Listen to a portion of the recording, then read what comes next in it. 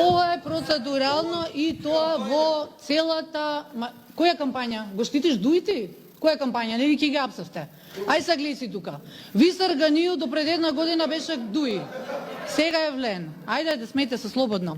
Вие сте заштитници на криминалот во Македонија. Треба да сте загрижени за граѓаните, за жителите на град Скопје.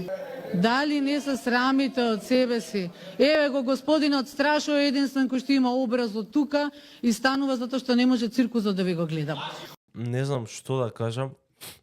Не можам да разберам како најпатриотската, најмажествената политичка партија, мачо, не може да се справи со аргументите кои што ги има една жена. Па да не зборам за овие вленковците кои што, нели, команданти, вака, така, чаир, подземје, надземје, не знам си што.